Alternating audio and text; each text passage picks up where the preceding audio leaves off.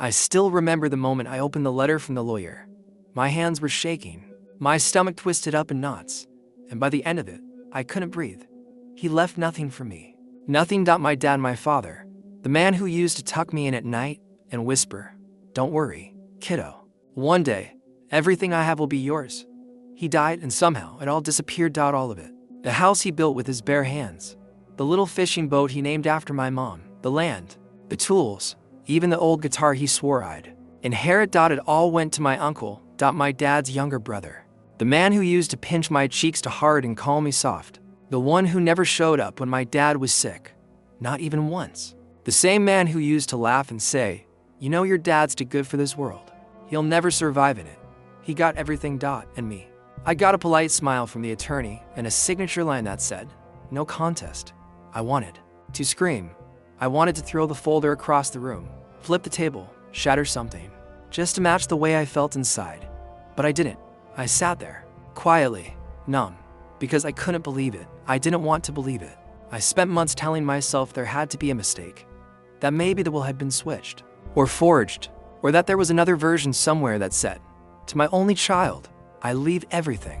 But that version never came, and the longer I waited, the clearer it became. This wasn't some clerical error. It was intentional. My uncle took it, and my dad let him, or did he? That's the part that kills me the most. Not the money, not the land, not the boat. It's the question I ask myself every night. Did my dad stop loving me before he died? Or did someone twist it all behind my back? Was I forgotten or betrayed? I can't tell which one's worse. And maybe that's what keeps me up at night. The fact that I'll never know. The worst part, I didn't even cry at the funeral. I sat there, silent, stiff, while everyone came up to me and said, "He was so proud of you." Proud of what? I was his only kid, his shadow. I used to walk and step behind him, as if he were some kind of giant. Every birthday, he gave me handwritten cards that ended with, "One day, it'll all be yours." Was that a lie? Or did something happen before the end? Something I didn't know about. God, I wish I could go back. I wish I could sit by his bedside and ask him straight, "Why? Why did you leave everything to him? Why did you cut me out like I never mattered?" Because I've played every scenario in my head. I've imagined every version of the story, and none of them make sense. He wasn't a bad dad. He wasn't. He made mistakes, sure, but he always said we were a team, and I thought so. How did I end up with nothing? Not even a note. Not even a goddamn apology. Just silence. And my uncle, he didn't even flinch. Didn't even have the decency to look surprised when the will was read. He just nodded, smirked, like he knew, like he'd been waiting, like he'd won. And maybe he did. Because while he walks around in my dad's boots, fixing fences and pretending to care about the land, I'm here, drowning in questions that won't leave me alone. Was I not enough? Did he think I'd squander it? Or did someone convince him I didn't deserve it? I don't know. And the truth is, I don't know if I even want the truth anymore. Because what if it hurts more than the lie? What if knowing why means admitting I was never the son he thought I'd be? And if that's true, then maybe I lost him long before he died. Maybe the funeral wasn't the beginning of the grief. Maybe it was just the end of a story I didn't realize had already ended. But it all used to be different. We used to be something, didn't we? There was a time, God, I don't even know how far back it feels now. But there was a time when I thought my dad and I were unbreakable. Not perfect. No, not that. We had our fights, little ones, dumb stuff, like how he hated when I left the porch light on too long, or how I never remembered to check the oil in my truck. But underneath all that, there was this steady current, this invisible thread between us that I thought could never snap. He was mine, and I was his. Simple, solid, no questions. I still remember how Saturdays used to smell like fresh cut grass and diesel and sun-warmed pine. We'd wake up early, earlier than I wanted, always, and he'd already be out back, hammering something, or dragging out his old red cooler that squeaked every time he opened it. "Come on, lazy bones," he'd shout through the screen door. "Daylight's wasting." And I'd groan and pull the blanket over my head like some grumpy teenager, even when I wasn't one anymore. But I always got up. Always. Because it was him. And being with him made me feel like I mattered. Like I belonged. We had this routine, like clockwork. First the fence, then the trees. Then maybe we'd drive out to the hardware store just to wander around.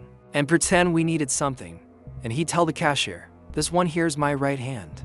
Every time it used to make me grin. I'd pretend to roll my eyes, but inside, I'd be glowing. Because even when he didn't say much, and he wasn't a man of big words, little things like that stuck. He made me feel chosen. I think that's what hurts the most now. Because you don't just forget that feeling. You carry it with you. You build your life around it. And when it's gone, when it's ripped away without warning, it's like losing a part of your skin. I look back on those days and try to find clues. Was he already pulling away? Was there something I missed? But every memory I have of us, it's full. It's alive. Like that one Sunday. I think I was 19. We spent the entire afternoon in the shed, fixing up the old mower. It was probably beyond saving, but neither of us said it. We just kept at it side by side, sweating through our shirts and passing tools like it meant something. And when it finally coughed back to life, we both laughed, like really laughed, the kind that echoes in your bones. He ruffled my hair and said, "One day, you'll be the one fixing all this stuff. You'll teach your kid, just like I'm teaching you." That memory, it's carved into me. Because in that moment, he wasn't just my dad. He was my anchor, my future, my home. So, how the hell did we get here? How did we go from that to him, leaving me out of everything? I didn't just lose a parent when he died. I lost a promise. I lost the version of myself that believed I'd carry on what he built. I'd already started imagining it, raising my kids out there, teaching them how to paint the barn, how to patch a leaky roof, how to bait a hook and drive a rusty tractor and wave at your neighbors even when you're dead tired. It was supposed to be mine, not because I deserved it more, not because I was the best son or the most responsible, but because we shared it. We lived it together. That land was my childhood. Those tools were my lessons. That house? That was our history. And now it's like it never belonged to me at all. Sometimes I wonder if he knew how much I loved it, how much I loved him. Did I say it enough? Did I show it enough? Or did I spend too many years buried in my mess, thinking there'd always be more time, more Saturdays, more slow afternoons, more chances to say, "Thanks, Dad, for all of it." But time doesn't care about your regrets. It just keeps moving. And one day you look up and realize you missed your last moment, and you didn't even know it was the last. He used to joke that I'd bury him on that land, that when the time came, I'd plant him under the oak tree and visit him with a cold beer. And now I can't even set foot on the property without permission. I drive past it sometimes, just to torture myself, I guess. I park down the road, far enough so nobody notices, and I stare. I stare at the porch he built with my hands next to his, at the yard we used to mow together, at the silhouette of my uncle standing where my dad used to. And I wonder, does any of it remind me? If I'm being honest, I've gone over that night 1,000 times in my head, played it back like an old tape, rewinding, pausing, fast forwarding, searching for the exact second everything changed. And I think I found it. I didn't mean for it to happen. I swear to God, I didn't. It was just a stupid argument. One of those late night ones that starts small and somehow spirals into something ugly. Before you even realize it. He was tired. I was tired. We were both carrying too much. He'd been sick, not sick, not yet, just slower, weaker. The kind of tired you don't talk about until it's too late. And I don't know, frustrated, angry, scared, probably. He'd asked me to help clean out the workshop, said something about getting things in order just in case. And I snapped. I didn't want to hear that. I didn't want to face it. So I deflected. I joked. I rolled my eyes. He didn't laugh. He just looked at me and said, "You think this'll all just wait for you to grow up?" And something in me broke, because at that moment, I felt judged, dismissed. I'd been working long shifts, trying to save up for a place, barely sleeping. But to him, I was still the kid who forgot the oil changes. So I said it. The one thing I never should have said. Maybe if you talk to me instead of barking orders, I give a damn about this place. Silence. It hit him like a slap. I could see it in his face, but I didn't stop. I just kept going. You act like I don't care, but you never listen. You never ask. You just expect. His jaw tightened. He turned away. And then, soft to soft, he said, "I was trying to teach you how to hold on to something." I didn't know what to say. I stood there, arms crossed like some defiant teenager, even though I was in my 20s, even though I knew better. And then he said, "Maybe your uncle's right." I blinked. What? He said you weren't ready. That maybe it should go to someone who understands what it means to build something and keep it standing. That hurt. That burned. It wasn't just a comment. It was a crack in the wall I thought we had. You're listening to him? I asked. Since when do you even trust him? He didn't answer. He just rubbed his eyes and muttered, forget it. I'm tired. And then he walked out of the shed. Just like that. I stood there for a long time after he left, hands shaking, mouth dry. I wanted to chase him, apologize, tell him I didn't mean it, but I didn't. I let him go. I thought there'd be time. I thought it was just one bad night. But something shifted after that. He got quieter, less patient. He stopped calling me kiddo, stopped asking me to help. And then he started inviting my uncle over more. Said he needed help with things I used to do, things I wanted to do. At first, I told myself it was just temporary, that he was punishing me, teaching me a lesson. But then weeks passed, then months. And one night, I came by unannounced, just to talk, just to clear the air. I saw the two of them sitting on the porch, beers in hand, laughing, like they'd always been close, like I hadn't existed. I didn't go up. I just stood there in the dark, heart pounding like a drum. And I remember thinking, did I just lose him over one night? But it wasn't the words, not really. It was the space that grew between us after that, the silence, the avoidance. I should have said something sooner. I should have swallowed my pride and gone to him, told him I was scared, told him I didn't mean it. But I didn't. I waited. And by the time I found the courage, he was gone. And now I live in that moment, over and over and over. That one night, that one sentence, that stupid outburst. It echoes like a bell I can't unring. And every time I hear my uncle talk about how he and my brother always had an understanding, I want to scream, because that's not true. It's not, but I gave him the space to twist the truth. I let that crack grow. And now the only version left is the one where I wasn't ready, where I didn't care, where I proved my uncle right.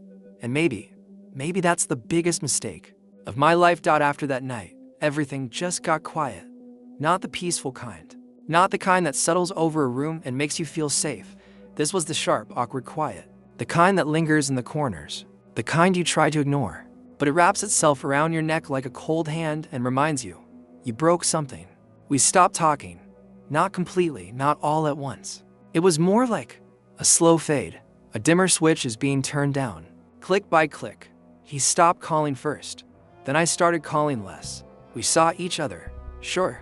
We still had birthdays, holidays, those obligatory moments where we stood in the same room and pretended we were fine.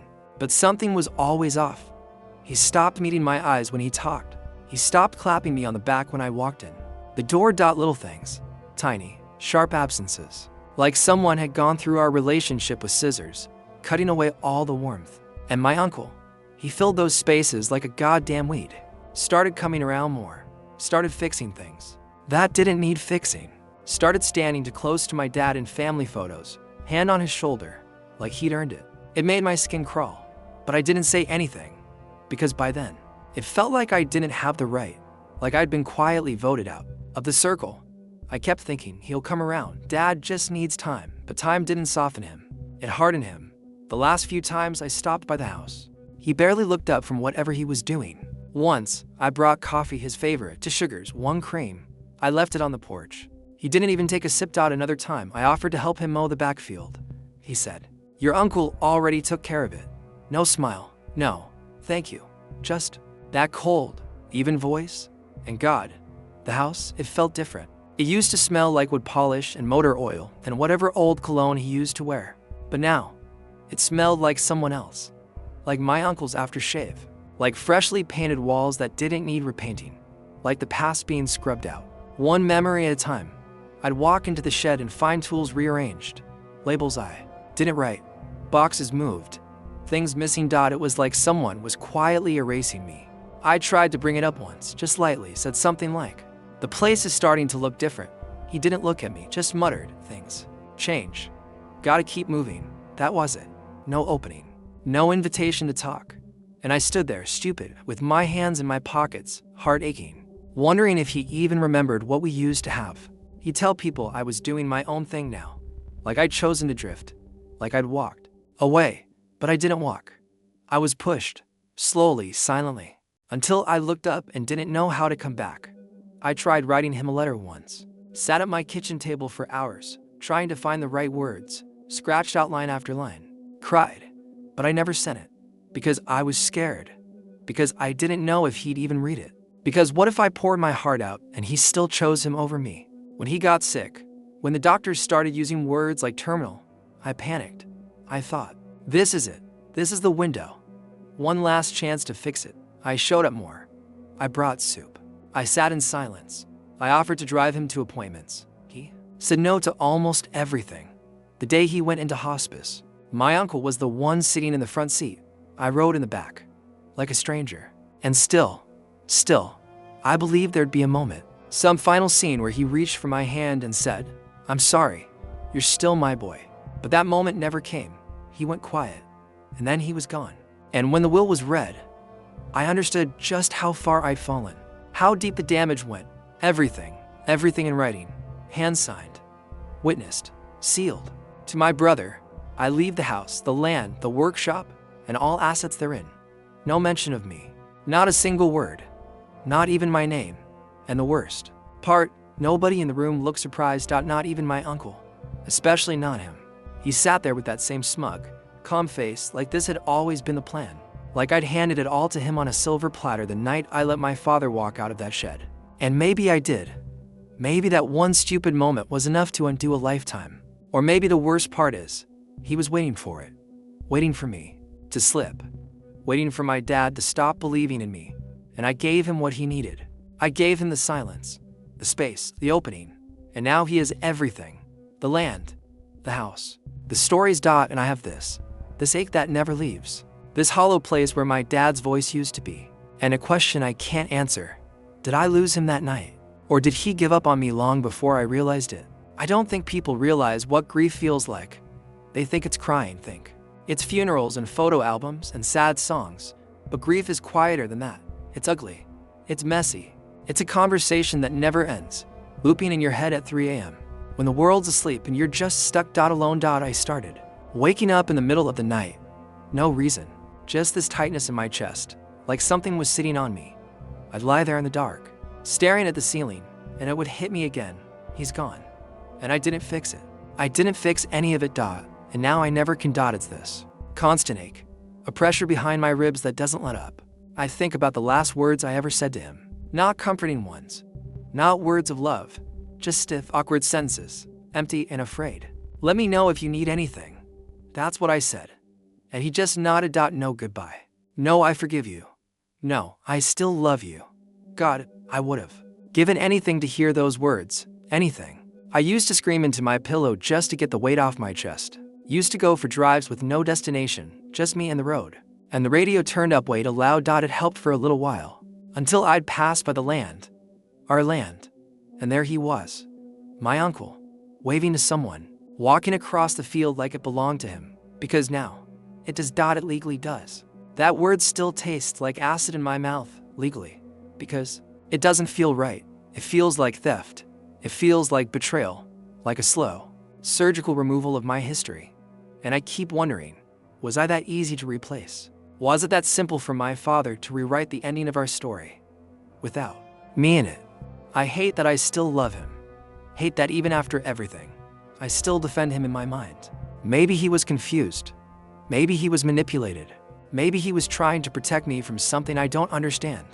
But how far does love have to bend before it breaks? Before you stop making excuses for the person who left you behind?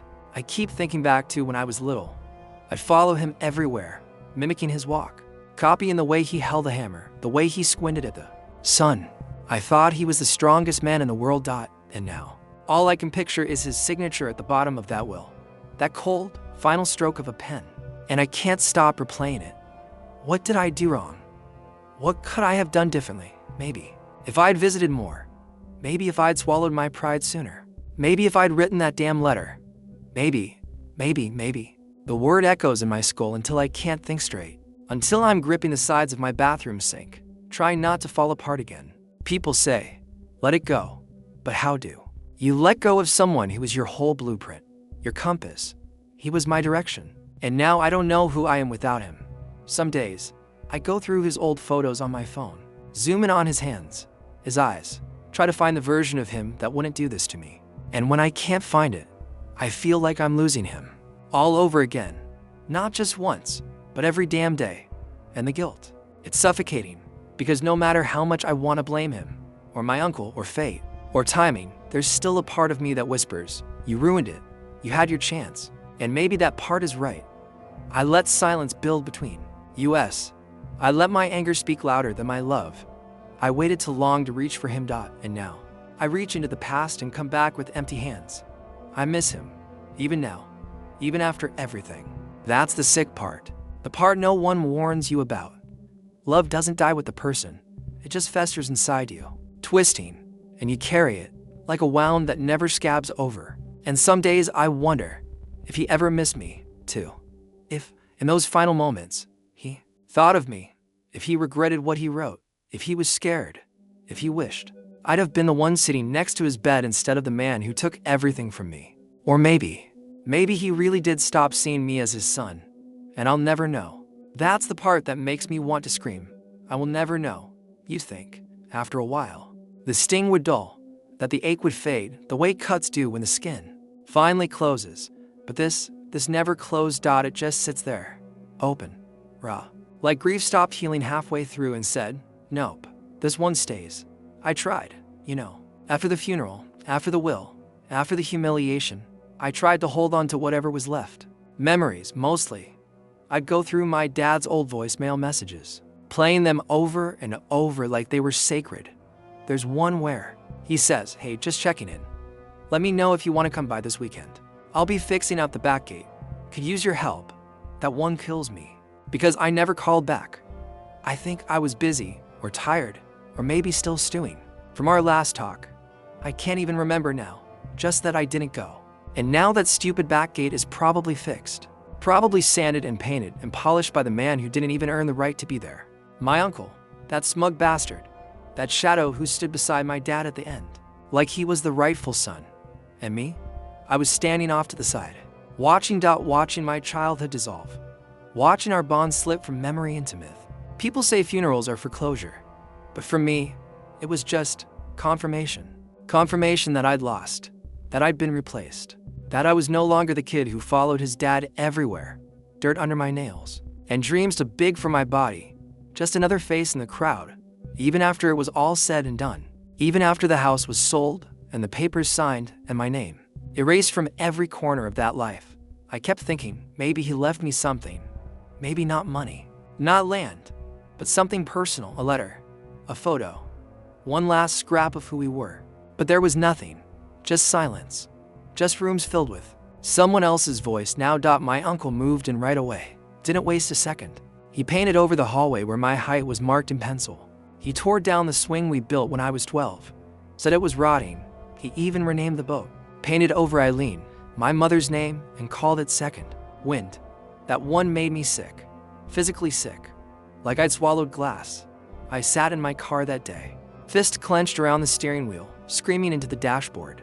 I wanted to burn it all down, rip through the walls and scream, you don't get to rewrite him. You don't get to pretend you were the one who loved this place. But I didn't.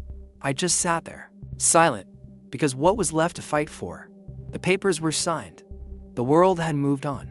And the only person who could have said it right, it was already on the ground. The last time I visited his grave, I couldn't bring flowers. I couldn't bring anything.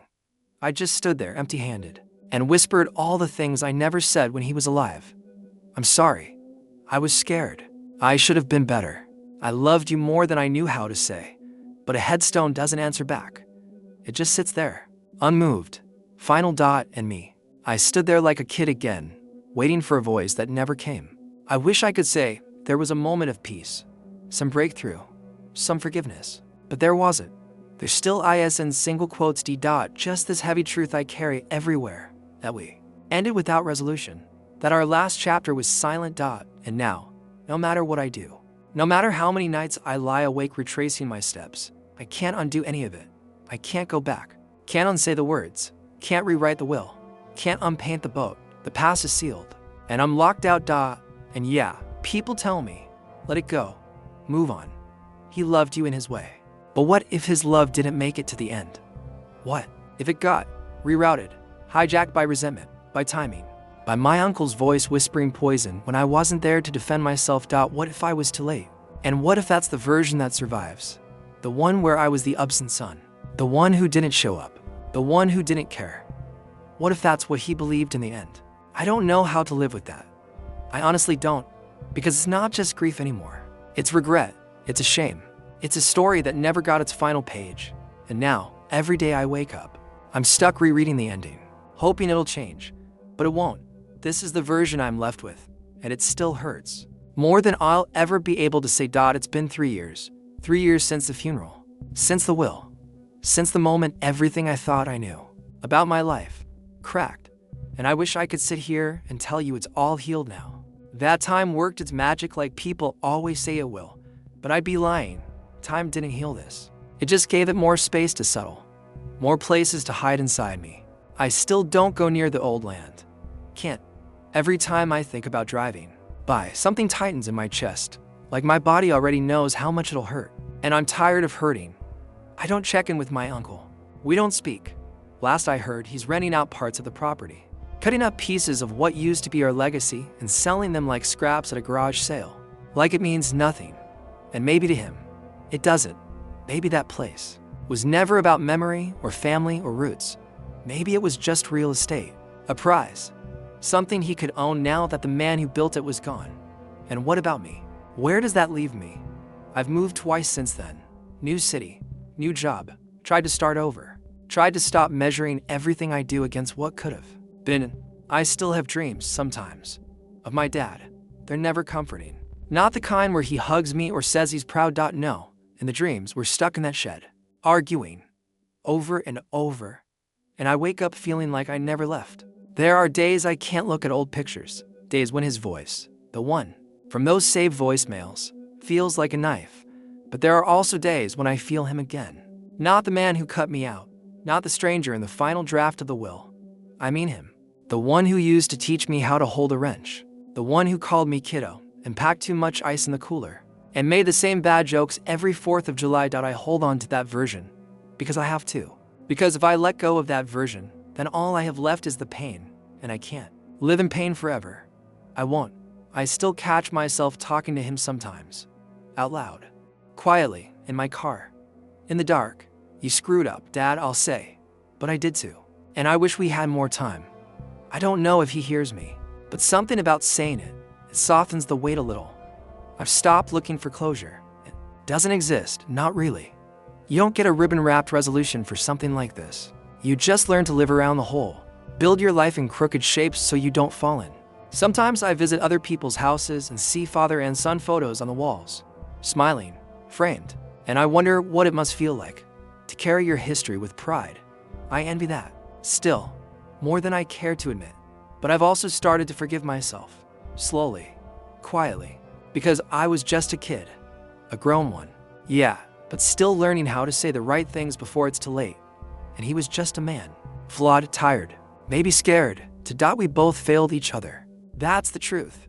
And now all that's left is the aftermath and the memories I choose to keep alive. I still have that voicemail, still saved in my phone. Let me know if you want to come by this weekend. Could use your help. Every time I hear it, I want to climb back into that exact moment. Say yes, be there, fix it, but I can't. So instead, I breathe. I listen, and I whisper back, I'm here now, Dad. I never stopped being your kid.